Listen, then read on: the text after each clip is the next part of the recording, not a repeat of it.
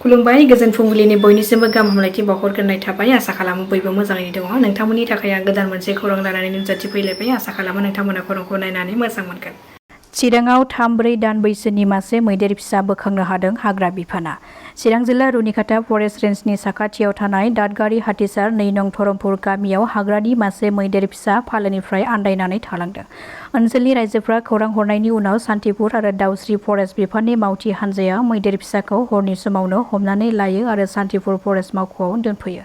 गोग्गो फाहामथाय आरो जोथोननि थाखाय मैदेर फिसाखौ मानास माहारियारि पार्कआव दैथायहरनाय जायो।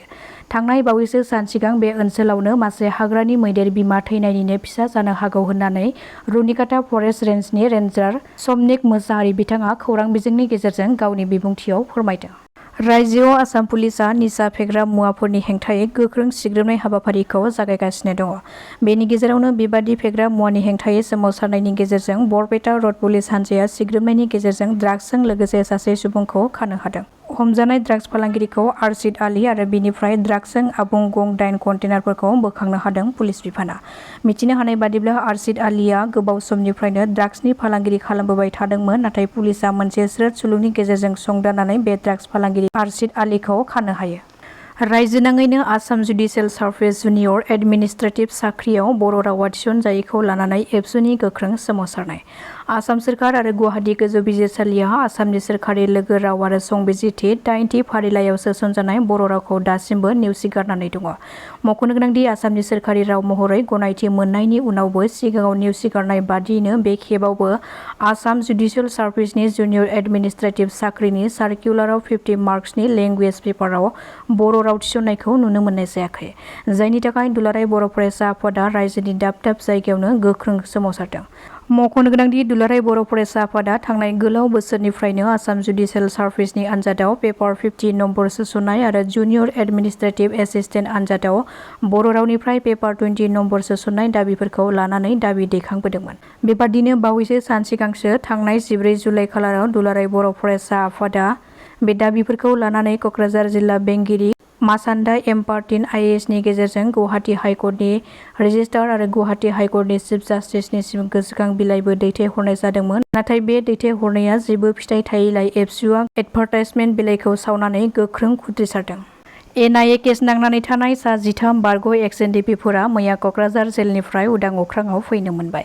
बिथांमोना जादों मिलन मोसाहारि, सोमखोर ब्रह्म, सोमखोर मोसाहारि, बुलेट मोसाहारि, गान्दा बसुमतारी, अमल मोसाहारि, कामाख्या दैमारि, जेबा बसुमतारी, सिबियारि एबा सानसुमा सानखां बसुमतारी, सोदोब ब्रह्म, राखेब बसुमतारी आरो गुबुन सासेया जादों बिन'द मुसाहारि। खौसेथि बर' सुबुं आफादनि 12थि गायसननाय सानखौ दिनै नलबारि जिल्ला सागेरकुसि श्री श्री दुर्गा मन्दिर काटिकुसियाव खुंफुंनाय जागोन। बे हाबाफारियाव बिटिआर बायजोआव थानाय गं 22 जिल्लानि गासै 800 थान्दैजों लोगोसे ओनसोलनि बर' माहारियारि आफाद, एबसु, BSS आरो रायजो राजाफ्रा बाहागो लाफैनो थाखाय खावलायहरदों खौसेथि बर' सुबुं आफादनि गाहाय नेहाथारि पीताम्बर ब्रह्म बिथाङा।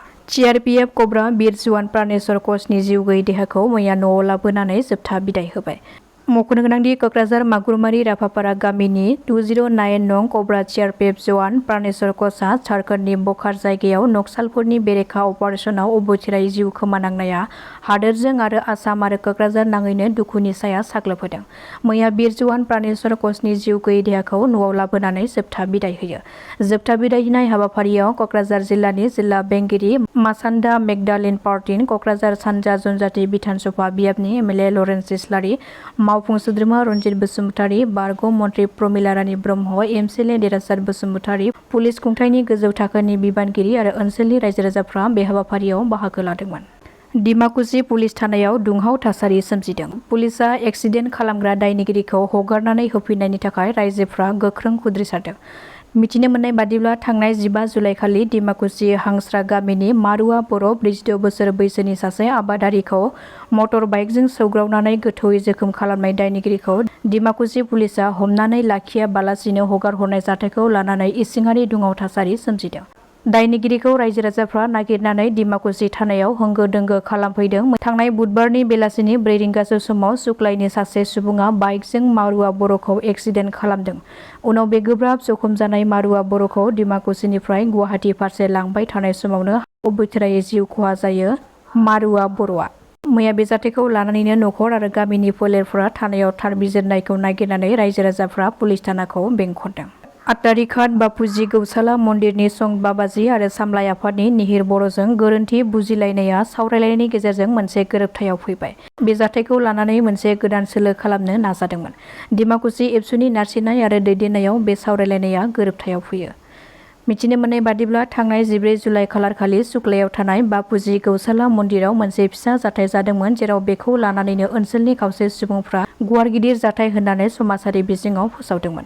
बेजों लोगोसेनो मन्दिरनि सं बाबाजीआबो गुबुननि बुरखायनायाव मेडिया आरो समाजारि बिजोङाव गावखौ बुनायजों लोगोसे बुथारनो गाग्लोबदों होननानै फोसावदोंमोन, जायखौ लानानै ओनसोलाव मोनसे इसिङारि दुंब्रुद थासारि सोलिबाय थादोंमोन आरो बेखौ लानानैनो मैया डिमाकुसि एबसु, डिमाकुसि पुलिस थाना, बापुजी गौसाला मन्दिर सामलाय आफाद आरो गोरोन्थि बुजिलायनाय सं बाबाजी आरो निहिर बर'नि गेजेराव सावरायलायनायनि गेजेरजों मोजां थासारियाव फैफिनो। दासिमनि खौराङा एसेनोसै। नोंथांमोना खौरांखौ नायनानै मोजां मोनदोंब्ला चेनेलखौ साबस्क्राइब खालामनानै लानो हागोन। गोजोन्थों।